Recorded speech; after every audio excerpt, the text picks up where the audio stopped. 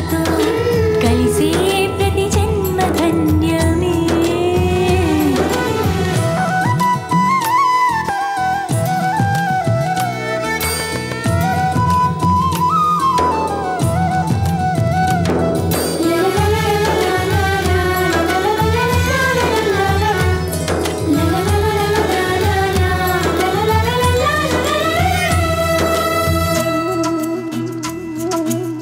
చిగురించిన కొమ్మ వైపే ప్రతివారు చూస్తారు, చిరునవ్వులు చిందితే చెలిమి చేయవస్తారు. పొగమంచుల దారుల్లోన పయనమెంత కంగారు, పగే నిన్ను కమ్మిందంటే బతుకు నడక బేజారు. సలనకు సెలవిస్తే నిజమునే సూచేదే, ఆ నిజమును నమ్మితే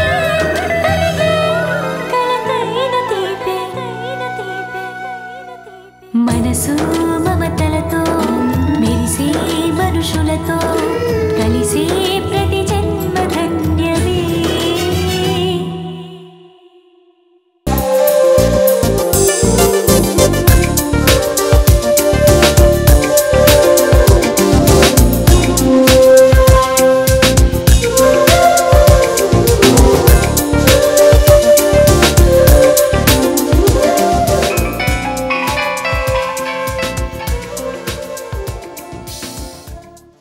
హలో కృష్ణ, నేను సౌందర్యని. సౌందర్య, ఏంటో చెప్పండి. నీతో అర్జెంటుగా మాట్లాడాలి. ఎందుకు? ఎందుకా? చచ్చా, ఎందుకని కాదు, ఇంత అర్జెంటుగానా అని. అవును, అర్జెంటుగా మీరు రావాలి. అంటే ఇవాళ కొంచెం ఆఫీస్లో వర్క్ ఉంది, అందుకని. మీకున్న ఆ వర్క్ కంపెనీదేగా. నేను డాడీతో చెప్తాను, ఆయన అడ్జస్ట్ అవుతారు. ఇంతేనా, ఇంకేమన్నా ప్రాబ్లం ఉందా? అంటే ఇంకేమీ లేదనుకోండి. మీరు బీచ్ పార్క్కి రావాలి. బీచ్ పార్క్గా? నిజంగా రావాలి. లాస్ట్ టైం లాగా నన్ను మోసం చేస్తే నేను తట్టుకోలేను. అది ఇవాళే రావాలా? అదేంటి మళ్ళీ మొదటికొచ్చారు? అదే. ఏంటి నసుగుతున్నారు? ఆ అర్చన మీకేమైనా ఫోన్ చేసిందా? అబే లేదు లేదు. ఇప్పుడే చెప్తున్నాను, రాకపోతే చాలా గొడవలవుతాయి. ఇవాళ తుఫాన్ వచ్చినా మనం కలవాలి, అంతే. ఇంతకీ నాతో ఏం మాట్లాడాలి? ఏ, అది కూడా ఫోన్లో చెప్పేయాలా? మీరు అంత బిజీయా? లేదు లేదు, ఊరికే జస్ట్ అడిగాను అంతే. వస్తాను. వెరీ గుడ్ సౌందర్య. అవును, మీ ఇద్దరి మీటింగ్ బీచ్ పార్క్ లో ఎందుకు పెట్టావు? నా కళ్ళలోకి వచ్చిన కృష్ణ బీచ్ దగ్గరే నాకు ఐ లవ్ యూ చెప్పాడు. అక్కడే నాకు ముద్దిచ్చాడు. ఆ సెంటిమెంట్తో నేను బీచ్ దగ్గరికి రమ్మన్నాను. ఓ, అదా సంగతి. అయితే నువ్వు కోరుకున్నట్టే కృష్ణ నీకు ఐ లవ్ యూ చెప్పాలి. Best of luck. Thank you.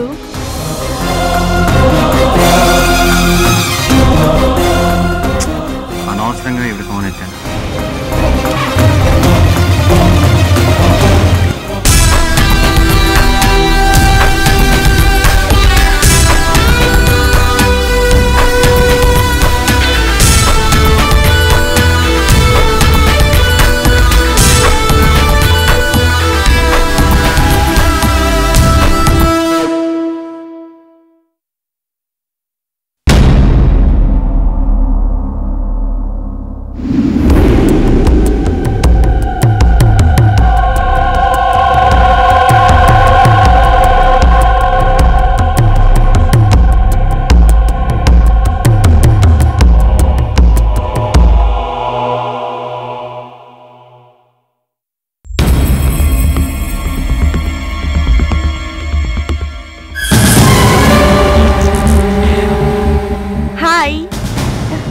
ఏంటి అర్జెంటుగా కలవాలన్నారు?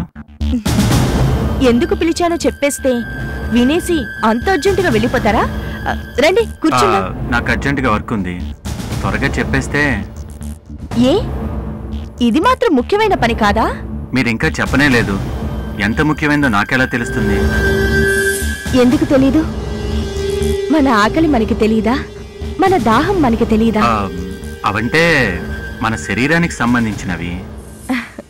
అలాగే మన అనుకున్న మనుషుల ఫీలింగ్స్ చెప్పకుండా అర్థం చేసుకోలేరా?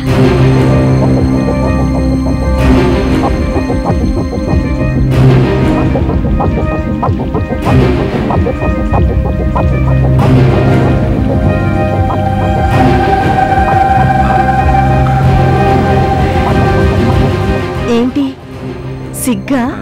కాదు, సభ్యత.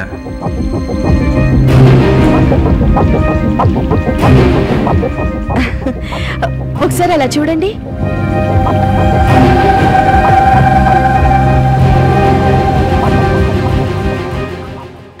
మరి వాళ్ళకి సభ్యత లేనట్టేనా?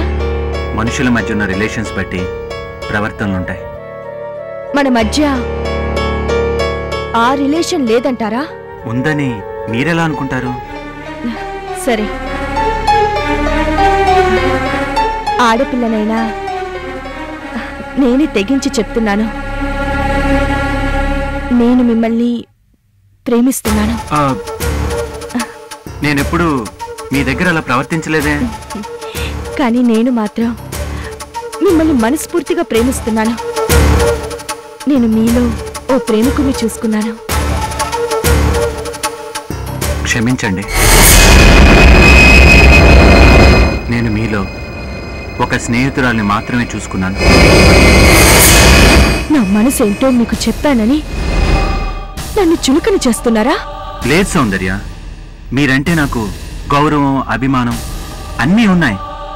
ఒక్క ప్రేమ తప్ప, అంతేనా? ఒక్కసారి ఆలోచించండి.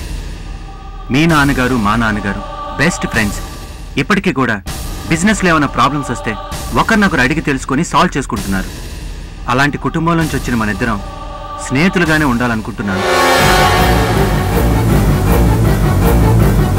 అన్ని బంధాలని మించిన పవిత్ర బంధం స్నేహబంధం. మనకి జీవితంలో ఎన్నో రిలేషన్స్ ఉంటాయి, కానీ అవేవి ఫ్రెండ్షిప్ ముందు పెద్దవి కావు, గొప్పవి కావు. మనం మంచి ఫ్రెండ్స్గా ఉందాం సౌందర్య. ఇది మీ నిర్ణయమా? ప్రేమ విషయంలో నా మనసు చెప్పిందే చేస్తాను. నా మనసు ఇదే చెప్తుంది. కృష్ణ, మా నాన్నగారు మిమ్మల్ని ఎంతగానో మెచ్చుకుంటారు. మీలాంటి మనిషి అల్లుడైతే ఎంతో సంతోషిస్తారు. బిజినెస్ విషయాలెన్నో నేర్పిన గురువుగా ఆయన మిమ్మల్ని అల్లుడిగా ఆహ్వానిస్తే? ప్రేమ ఏ అధికారానికి, ఏ మొగమాటానికి లొంగదు. అలా లొంగనిదే నిజమైన ప్రేమ కూడా. నేను మీ దగ్గర ప్రేమ నటించలేను సౌందర్య. ప్రేమ విషయం పూర్తిగా నా వ్యక్తిగతం. దాంట్లో ఎవరి జోక్యం సహించలేను, భరించలేను.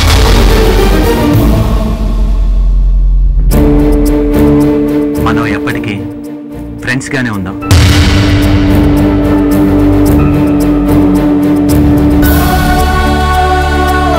ఇది చెప్పడానికి నన్ను మీరు పిలిస్తే నేను చెప్పాల్సింది చెప్పాను. వస్తానండి.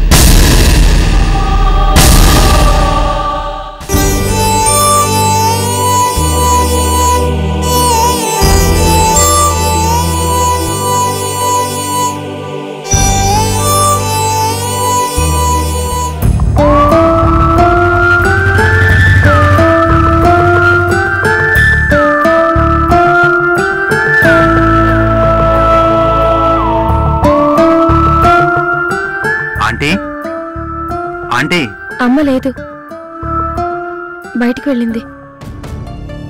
అవునా? నేనెందుకో మీ సమాధానం కోసం వెయిట్ చేయలేకపోయాను. ఆ టెన్షన్ నా వల్ల కావడం లేదు. ఇంతకీ నా లెటర్ చదివారా?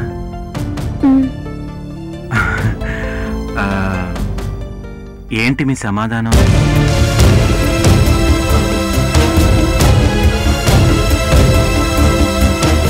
ప్లీజ్ చెప్పు.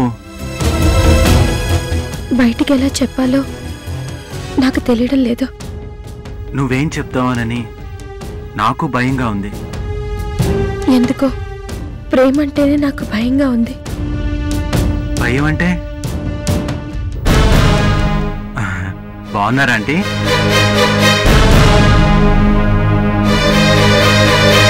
ఆంటీ వచ్చారు.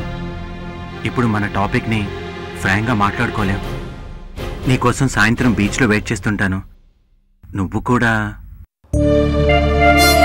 ఏం బాబు ఇలా వచ్చావు? ఏమైనా పనుందా? పనుందంటీ. అదే ఈ దగ్గరలో పని మీద వచ్చి సర్లే మీ అందరినీ చూసినట్టుంటుందని ఇలా వచ్చాను. నేను ఇలా అంటున్నానని ఏమనుకోకు బాబు. నేను పెద్దగా చదువుకోలేదు. ఈ తరం మనిషిని కాను. చెప్పే విషయాన్ని లౌక్యంగా చెప్పలేకపోతున్నానేమో. నువ్వు పదే పదే మా ఇంటికి ఇలా రావద్దు బాబు. నువ్వు మంచివాడివే కావచ్చు, మన ఆలోచనలు మంచివే కావచ్చు, కానీ చుట్టుపక్కల జనం, రకరకాల మనస్తత్వాలు, ఆలోచనలు, అభిప్రాయాలు ఇవన్నీ చాలా ఉంటాయి. పెళ్ళిడికొచ్చిన ఓ అమ్మాయి ఇంటికి ఓ అబ్బాయి ఇలా వచ్చిపోతున్నాడు అంటే ఏమైనా అనుకోవచ్చు. వాళ్ళకి ఆ అవకాశం మనం ఎందుకు ఇవ్వాలి చెప్పు? ఏమంటావు బాబు? రోజులు మారాయి కదా, ఇంకా పాతకాలపు మాటలు మాట్లాడుతుందేమిటా అని నువ్వు అనుకోవచ్చు. రోజులు మారినా మనుషుల మనస్తత్వాలు మారలేదు బాబు. అందుకే అంటున్నాను. వీళ్ళ నాన్నగారు ఉన్నప్పుడు వస్తే ఆయన కలుసుకోవడానికి వచ్చిన ఓ సాటి ఉద్యోగిగా ఏ అపార్థానికి వీలుండదు. అదే మంచిది. నిజమే ఆంటీ, మీరు చెప్పిందే కరెక్ట్. వస్తాను.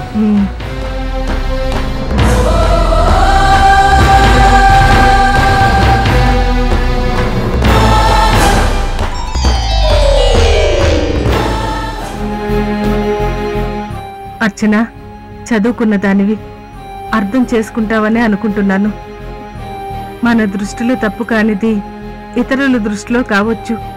మనం జనం మధ్యలో ఉన్నాం కాబట్టి వాళ్ళని పట్టించుకుంటూ కూడా బతకాలి.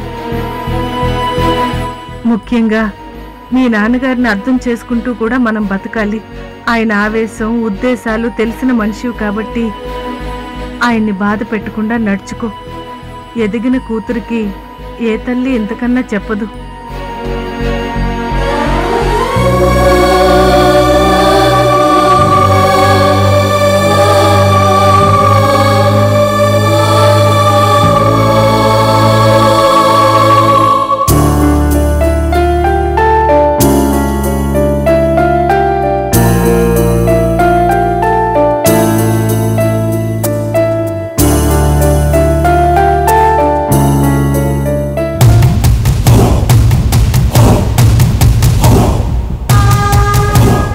అప్పలనాయుడు గారు బాగున్నారా?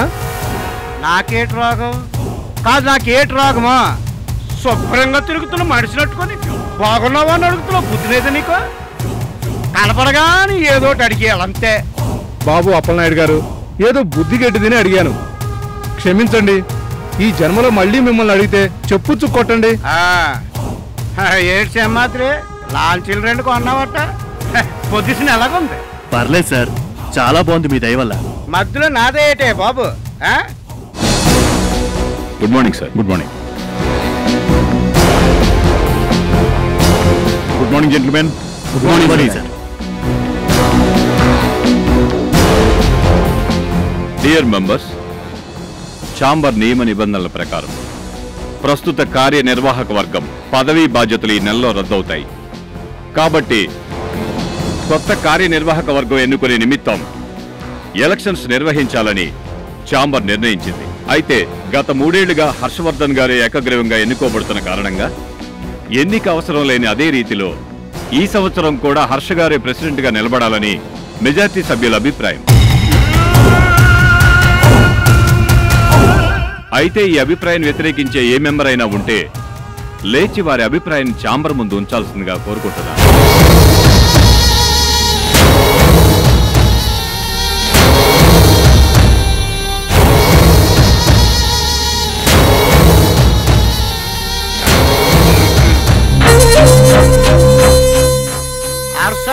ప్రెసిడెంట్గా చేస్తామంటే కాదనే మొనగోడు ఎవడైనా ఇక్కడ ఉన్నాడేటి?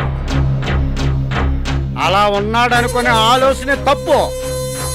ఇప్పుడు ప్రెసిడెంట్ కుర్చీకి ఓ గౌరవం ఉండాలా, ఓ మర్యాద ఉండాలా. ప్రెసిడెంట్ అంటే హర్షబాబు, హర్షబాబు అంటేనే ప్రెసిడెంట్. నా మాటకు మీరు సప్పట్లు కొట్టకపోయినా నా నేట్ అనుకోను. ఆ గది అలాగుండాల. మరో విషయం, శాంబర్ డబ్బులు పైసా ఖర్చు కాకుండా ప్రతి ఏడాది ఎలక్షనే లేకుండా హర్షబాబు గెలుస్తున్నాడా? మరి అన్నాడిది మీ అభిప్రాయం ఏంటని అడిగి లేనిపోని కెలికి ఎలక్షన్లు ఎట్టి శాంబర్ డబ్బులు కన్నబెట్టకండి. ఇప్పుడే చెప్తున్నా, హర్షబాబే మన ప్రెసిడెంట్. నా మాటకు తిరుగునేదా? ప్రతి సంవత్సరం హర్షబాబు ఏకగ్రీవంగా గెలిస్తే ఈ సంవత్సరం ఆయన్నే గెలిపించాలనుకోవడం తప్పు. చాంబర్కి ఆయన ఏమి చేయట్లేదని చెప్పను. ఏమో మరొకరెవరైనా వస్తే ఇంకా ఎన్నో చేస్తారేమో, ఎవరికి తెలుసు. మార్పు ఉంటేనే మంచిదని నా అభిప్రాయం. నీ బోర్డు అభిప్రాయం ఎవరికి కావాలరా? మా హర్షాంకులతో పోటీ పడతావా? ఆ దమ్ము నీకుందరా? హర్షాంకులతో పోటీ పడే కెపాసిటీ ఎవరికైనా ఉంది అంటే అది ఒక్క మానానికే ఉంది. అలాంటి మానాన్నే హర్షాంకుల్కి సపోర్ట్ చేస్తుంటే మధ్యలో నీకే వచ్చింది. ఇదిగో ఇప్పుడే చెప్తున్నాను, హర్షాంకులతో ఎవరు పోటీ పడకూడదు. జాగ్రత్త. రంజిత్ కూర్చో కూర్చో. నా పట్ల మీ తండ్రి కొడుకులిద్దరూ చూపిస్తున్న అభిమానానికి చాలా థ్యాంక్స్. కాకపోతే ఒకరిని భయపెట్టి నేను నిలబడాలని కానీ పదవులు ఆశించాలని కానీ ఏ రోజు అనుకోలేదు, ఇప్పుడు కొత్తగా అనుకోను కూడా. ఈ ఛాంబర్లో ఇవాళ మీటింగ్ పెట్టింది అభిప్రాయాలు తెలుసుకోవడానికే గాని నిర్ణయాలు తీసుకోవడానికి కాదు. ఎవరికైనా ఎలక్షన్లో నిలబడాలని ఉంటే లెటర్ ద్వారా ఛాంబర్కి తెలియజేయండి.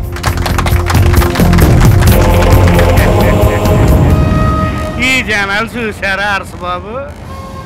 మీకే సపోర్ట్ చేయాలన్నప్పుడు సప్పట్లు కొట్టినారు.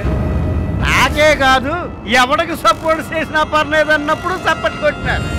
అంచేత సప్పట్లే జనాలు అయిపోయాం కాదు. అసలు ఆ మాటకు వస్తే జనాలకి సొంత అభిప్రాయం అంటూ ఏటి లేదు. ఈ టైంలో అచ్చొచ్చిన పదవిని అచ్చంగా ఇంకోటి చేతులు ఎట్టాలనుకోవడం తెలివి తక్కువ పని అని, బుర్ర తక్కువ పని అని నా అభిప్రాయం. ఏటంటారు?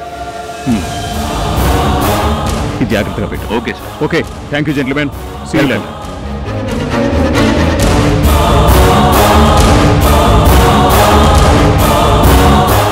అదేంటి అప్పలనాయుడు గారు, మీ వ్యాపారంలో ప్రధాన పోటీదారుడైన హర్ష గారికి మీరు సపోర్ట్ చేయడం చాలా ఆశ్చర్యంగా ఉంది.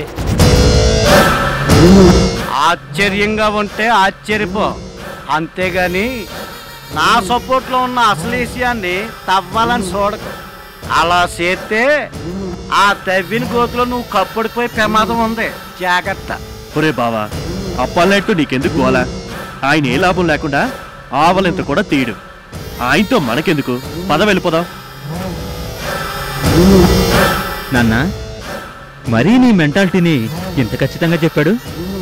నిన్నంత బాగా స్టడీ చేశాడా? ఒరే అబ్బాయి రంజిత్, చెప్తే నీకు అబద్ధం నాకు నిజమా?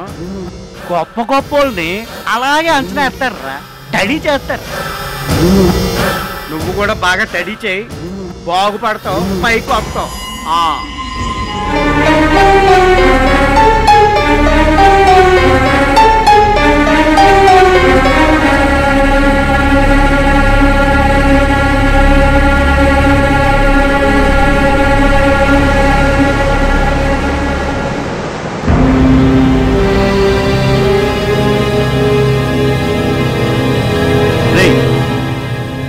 ఏంటి ఇలా డల్గా ఉన్నావు?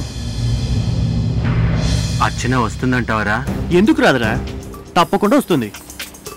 వచ్చి ఏం చెప్తుందోనని నాకు టెన్షన్గా ఉందిరా. అసలు అర్చన ఇక్కడికి వచ్చిందంటేనే నీ లవ్ యాక్సెప్ట్ చేసినట్రా. అవునా? కానీ పదే పదే మా ఇంటికి రావద్దని వాళ్ళ అమ్మగారు అంత ఖచ్చితంగా చెప్పినప్పుడు వాళ్ళ కూతుర్ని మాత్రం బయటికి ఎలా పంపిస్తుందిరా? నీ ప్రేమను అర్చన అంగీకరించడమేరా ముఖ్యం. అర్చన అంగీకరించిన రోజున నీ ప్రేమకు ఏ శక్తి అడ్డుపడదురా.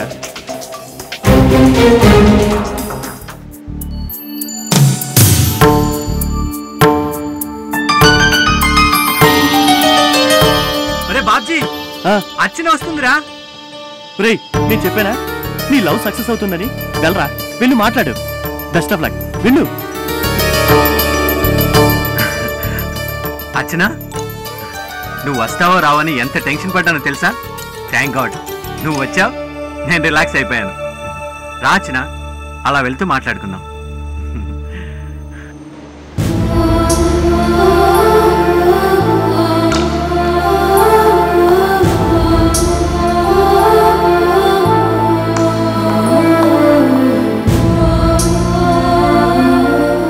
నువ్వు వచ్చేలాగా ఎన్ని ఆశలు, ఎన్ని ఆలోచనలు, వాటి మధ్య చాలా నలిగిపోయాను అర్చన.